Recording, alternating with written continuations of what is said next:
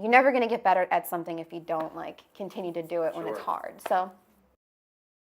All right, so thanks for taking the time to talk with us. I just kind of wanted to start with how you got into cycling. How long have you been cycling, and how did it start? So I grew up riding motorcycles with my parents. My dad rode Harley ever since, before I was born. And so I grew up on the back of my dad's bike, and my mom's always rode with him. And me and my sister used to take turns. Like, my dad would just take us around the block or for long rides. So I've always grown up on motorcycles and around them. And when I got a little bit older, my dad bought me a three-wheeler, and I got to enjoy that for a while. And then it kind of just evolved into, legally riding on the road. So pretty much as soon as you were, yeah, I would say, drive, you were on, yeah, I mean, I had a go-kart when I was like 9, 10 years old, and then got a three-wheeler when I was like 13, and then from there it was just like scooters, motorcycles, like cars that, my dad junked cars, so we always had like vehicles, and I lived on a farm, so we were just always romping around in the fields and doing stuff we weren't allowed to. So it wasn't super intimidating for you then? No, I grew up in a garage with my dad, so I was basically a tomboy, always hanging out with him in the garage. And so this is like something that's always been, I think it's in my blood, I guess. Did you learn how to fix them up too with your dad? Yeah, so I learned to work on cars when I was super young. Always even just being a kid, he would be in the garage and I'd just be like putting around, messing with stuff I wasn't allowed to touch, and I'd break things. And it's just a matter of like, I was more tearing stuff apart than like putting stuff together. As I got older, I realized like, okay, it's a little harder to put it all back together because you have to remember where everything goes. But yeah, for the most part, he taught me everything I know. My dad taught me everything I know about cars and motorcycles, and I'm thankful for that because then I can teach all my friends, all my lady friends who might be intimidated by that. So it's something I enjoy. So you work on your own bike now? Yeah, I do some easy maintenance stuff. Just like oil changes and, if something falls off, which is pretty common. I'm pretty good at that type of stuff. But this garage is owned by, it's like a co-op garage called Fingers Crossed Moto, and they have a bunch of key holders that, come on the weekends, they come on Tuesdays and Thursdays, and you can come in and use tools, be a member. It's pretty cool. It's a really great opportunity for people who don't have tools of their own or like the space to use it. So I was really thankful that Matt's the owner, allows me to come in here and work on my bike sometimes. And we all get to ride too. That's the main thing I really enjoy, is we all get to ride on the warmer days when it's really nice out. So. Did you start trying to get your girlfriends into riding before you started your event? Yeah, I mean, I feel like I've always been riding, and I've always had women coming up to me being like, oh my God, it's so cool. And I'm like, you can do it too. Yeah. And they're like, no, I can't. And I'm like, who told you can't? And they're like, And I'm like, no, like you can do, if I can do this, you can do this. And I've had so many people tell me that like I couldn't ride that bike because it's too big. And I'm like, I'm here to break that mold. Like, I'm here to change that. Like, you can do it. And like, you just have to know where to start. And that's the hardest part about starting to ride motorcycles is just knowing your level of comfort and being able to handle it. It's just, it's confidence, What's your advice to like anyone wanting to get into it? Like, do your research, talk to people. And if you have issues with like I would definitely talk to people you feel comfortable with, because I feel like there are certain people who are like naysayers that are going to kind of steer you away and tell you that, hey, that bike's too big for you. But then, I mean, also you should listen to that and take it into consideration that like, I mean, I started out I've been riding my whole life, so I've gradually stepped up and I feel comfortable. Recently got upgraded to a 1200. I rode a 650 for a while, and I rode that for probably 3 or 4 years, and then I upgraded to 1200, and I'm scared to death of it. Like, it's super fast, but like I know my limits, and I feel like that fear keeps me in check. So that's one thing that I feel like is a really good thing to have when you ride motorcycles, is to just know that they are dangerous. And when I started riding like it was immediately like thrown into a huge group of older motorcyclists that, they well-seasoned riders, all on like old baggers and like the oldest bikes you've ever seen. And I just like, I'm here on my like 650 Japanese motorcycle from the 80s, and they're looking at me like, this girl. But yeah, jumped in, and I was so scared. Everyone got on the highway, and I just like, I couldn't do it. I just kept going. I like watched them get on 30, and I was just like, I can't do it. So scary. But then one day I just kind of got the fear out of my system and hopped on the highway, and it was like, okay, this is not that bad. We're just going really fast. So before you started the Fox Run, which we'll get into, did you have any really memorable rides from like the time you started riding until you started that? It's funny that you ask. So in 2013, I rode my 650 cross country to California. About 600 or 6,000 plus miles we did. I had a girl in the back of the bike with me. Her name's Emily. And we rode south. We rode through Tennessee, Kentucky, through Texas, New Mexico, Arizona, New Mexico, then up the coast in California to a show called Born Free, which is a really cool motorcycle chopper, just basically your run-of-the-mill, super cool motorcycle event. So that was cool. I got to meet like a ton of really great people, and like it blew up. Like it was huge. We had a hashtag. It was like BF5 Babes, and it was like so trending. We were just like, people loved it, and people were just like, this is amazing. We love what you're doing. Like we want to sponsor you. Like Biltwell sponsored us, gave us helmets when we got out there, and we rode up. I got to see the redwoods, and then I was like trying like hell to make it back to Pennsylvania because I was so homesick and like just done. We got detoured by a wildfire, and that led us, and we ended up going to Lake Tahoe because of that. It was so I didn't even know where I was at this point. It just was super crazy.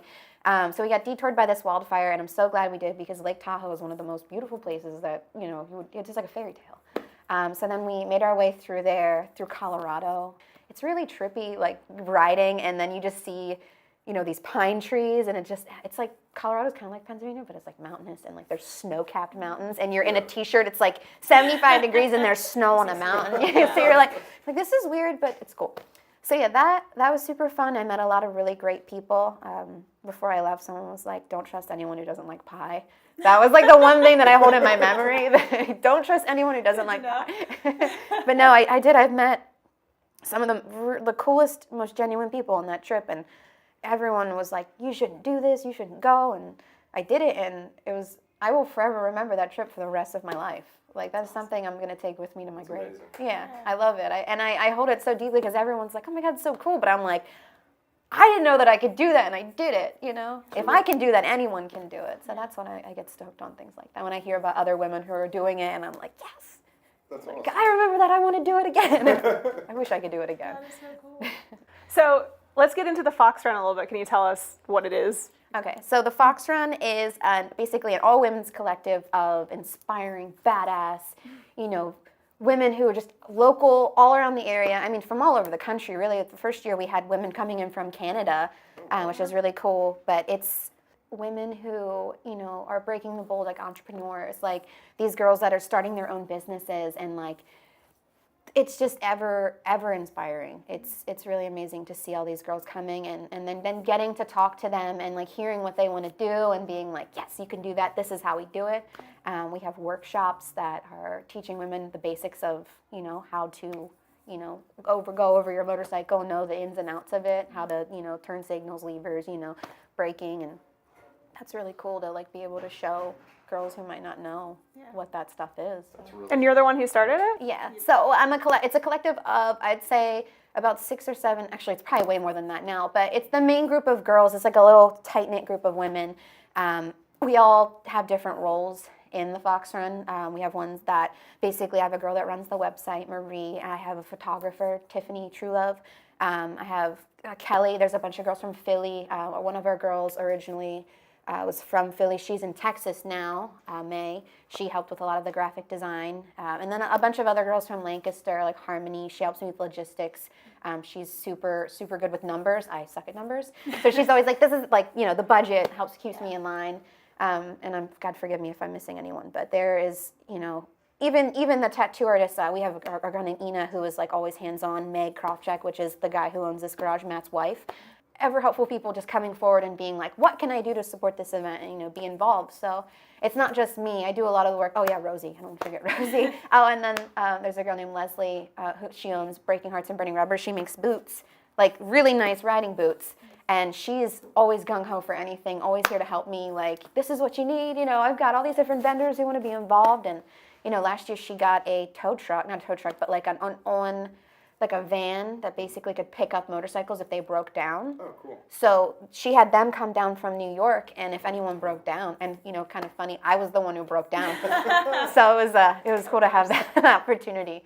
So yeah, it's just all these great women. It's basically like a reunion of soul sisters.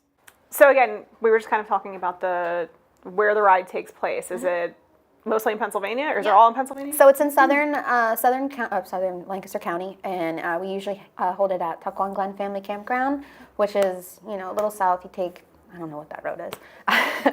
It's on, I think, River Road. Yeah. So that ride, I kind of curate it every year. It changes a little bit, and I try to get all the twists and curves and some really great scenic views, like overlooking the river, Holtwood area. Some of my favorite, when we stop at different places, just my favorite places to hike. For one is like Indian Steps down in, I think it's near Brogue. But yeah, so it basically follows the river.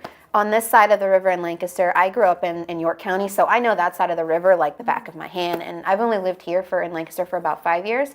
So I have all these, the Fingers Crossed Motor Boys are always just like showing me all these different routes. So we have a ride that we go on every Tuesday and Thursday, and like we get really good at it. Like at first it started taking us like an hour, now it takes us like 40 minutes, not even 40 minutes to do. So I kind of include that part of that ride in what I try to do for the Fox Run. But there's also like, I would say 20 different destinations that a girl could go to if they want to for the weekend, including like swimming holes, scenic overlooks, places to eat downtown, York Central or Lancaster Central Market.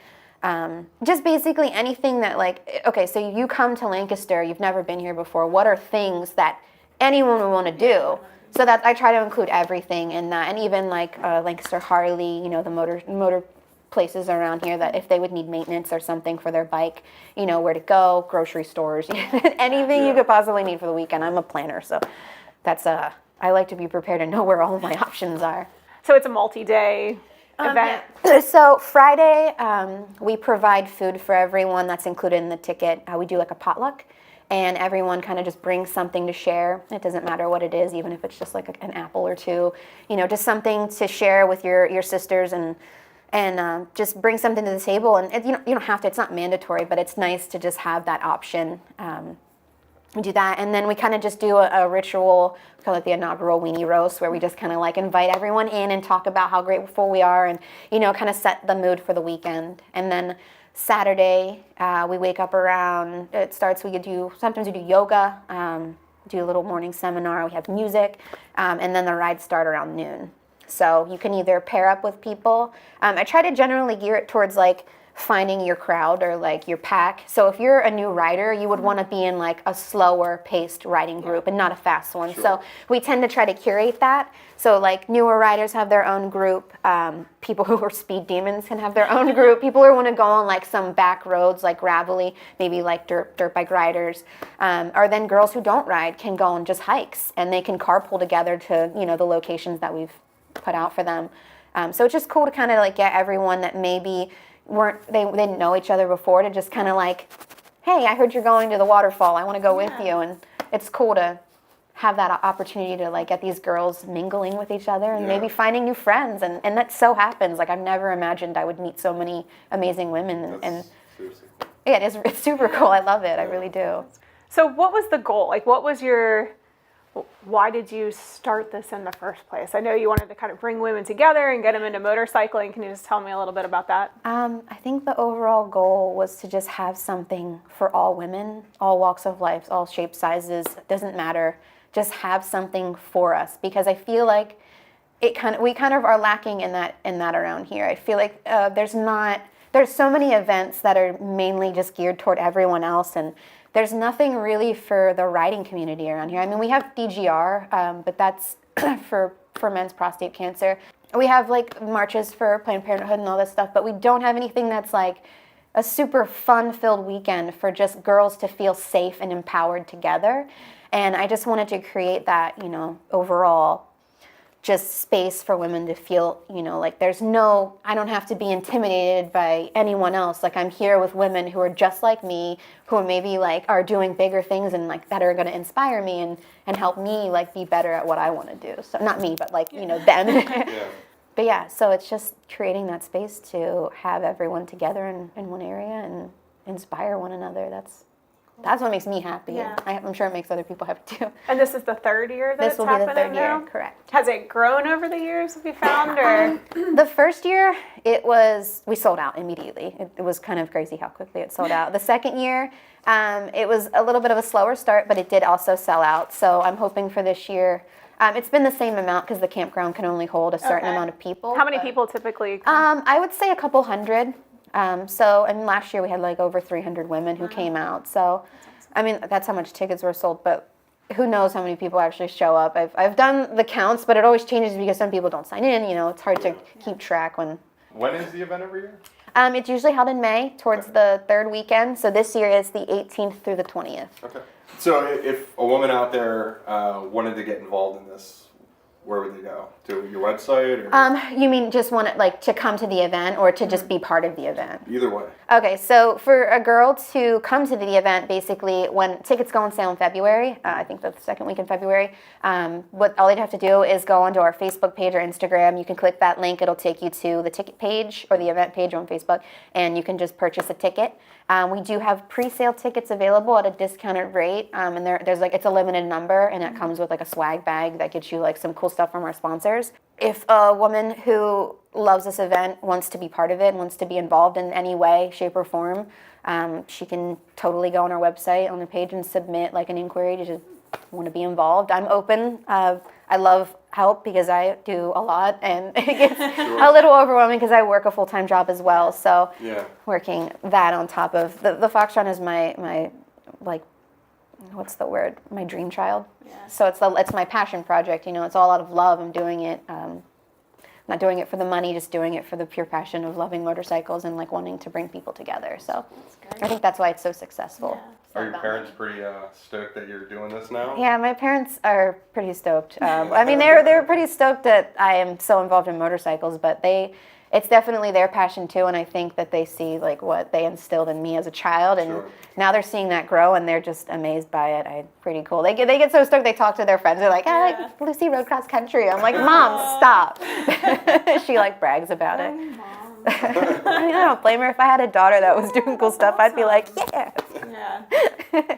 So do you run into people who find the perception, if you think of a woman biker, do you find a lot of stereotypes that people have out there about what a typical woman biker is like? I mean, over the last 5 years, I would say that whole stereotype of women riders has just been blown out of the water. The incline of women wanting to ride has grown so much over the last 5 to 6 years. It's beautiful. It's truly beautiful, and I think that the bigger names in motorcycling are noticing this, and they're really starting to gear everything towards women. It's kind of like the gluten craze where everyone was like, oh, I can't eat gluten. So now there's like amazing things out there that you can eat that taste good and they're gluten free. So like now there's like really great riding gear for women. There's amazing gear that's coming out that actually looks and it's safe for you to wear. It's not just like fashionable. It is fashionable, but it's going to keep you protected and safe. And that's what I think I love so much about how much it's growing. It's uniting women. Like you've got motorcycle riding groups like the Litas and like DC Moto Babes, and there's a bunch of other ones that are they're just riding groups for women, and it kind of takes out that like masculine energy of like being intimidating, and it brings together this like sisterhood and this connection where you can come in and be like not afraid. You got women that want to help you and help you be better, and it's really cool. And an example of that is just like, we have women dump bikes like left and right. Sometimes the grass is wet, gravel. And it can be really embarrassing to do that in front of like a group of riders. And I mean, I've dumped my bike in front of like 30 plus dudes, and I'm like, oh my God, it's embarrassing. But it happens to everyone. If you ride a motorcycle, you're gonna fall over. It's eventually gonna happen. So at the event, we had a woman go down, and literally all it took was one person going, rah! Like we all ran up, we picked her up, got her dusted off, got the bike up right. Next thing I know, another woman comes up with wrenches. She's fixing, broke her clutch lever. She's fixing it for her right there on site. And I'm just like, I took a step back and I'm like, I cannot believe that all of these women are here in one spot. Like, this is so truly magical to, like, it brings tears to my eyes to, like, think how much it's beautiful. That's great. It is. And it's such a safe place, like for someone who is unsure and is scared to know they have that support there. I love that it. if something does go wrong, there's like a ton of people there to help you. You got your sisters, and there's a lot of older women too that come, and I love them because they're like the moms. They're like the badass motorcycle mamas that are like, you're gonna be okay. Like, you know, I want to be like you when I get older. You know, just kind of like role models. So it's really cool to have that. So are you hoping? Do you want to kind of keep it local and the same size it is, or are you hoping that it grows? I love the exclusive feel to it, but I would love, like anyone would love for it to grow and become huge. But I think right now, keeping it like what it is it's super successful as it is right now, and I just want to fine tune it to something that's like I want to have like, motivational speakers come in. I want to have women motor mechanics. I want to have, all of these like female entrepreneurs that own their own businesses come in, and I just want to get everything so fine-tuned and on point before I think about like expanding that. Like, I just want to have everything good. I don't want to grow. I mean, I would love to, but I like where it's at. I think it's super successful as it is, and if the opportunity came to grow, I have to do some serious considerations and think about, bringing more people on to help. But I think it's good where it's at. I think, I don't know. It's a good question. I get nervous thinking about it because I'm like, I'm so focused on just getting this event out of the way. Like, but yeah, no, it would be cool if it got bigger, but we'd probably have to find someplace else to go. And that was one of the hardest things about the event, was finding somewhere that would take 300 women without a security deposit. Oh, yeah. No, I love that. That campground they're the greatest people. It's family owned. Their father owns it, and the 2 kids run it. Pretty cool. That's awesome. Yeah. Have you thought about doing any like outreach to younger girls to kind of inspire them to get into motorcycles at all? We basically do our marketing and promotional stuff on Facebook and Instagram, and we tend to get we get tons of followers, and I've never like reached out to anyone. I mean, I've reached out to different people here and there, but I've never like with the plan of getting them to come to the event. It's always just word of mouth. People hear of it, and that's how these girls come to the event. Or like things like this, I get an interview and girls read about it and they're like, oh my God, I'm going to this. Like, I don't care. There's such a push now for girls to get into like the mechanics and stuff that typically they, stayed away from, that it's great that they have something, like this to look at and be like, hey, I could do that. Yeah. See a small girl like working on a motorcycle and you're like, I can do that? What? It like opens all kinds of doors, and it's super cool. One thing I like is, when I'm at a red light and I look over and there's a little girl sitting in the back seat of the car, and she's like looking at me, and she like raps on the back of the seat, Mom, look, and like they see me, I look over and I'm like, hey, and they're like, oh my God, there's a girl on a motorcycle. That stuff is like, just seeing a little girl get stoked on seeing an adult woman on a motorcycle is like, that stuff, it's heartwarming. Dig it. I feel like I was that little girl seeing a girl on a motorcycle and being like, I want to be that girl. Yeah. That's me. I love it. That was you. You turned out that. I did it. Person. Winner. Very cool. One thing I want to say is that like when you surround yourself by inspiring people, you can't help but absorb that. So that's where I'm at. We can relate. That's awesome.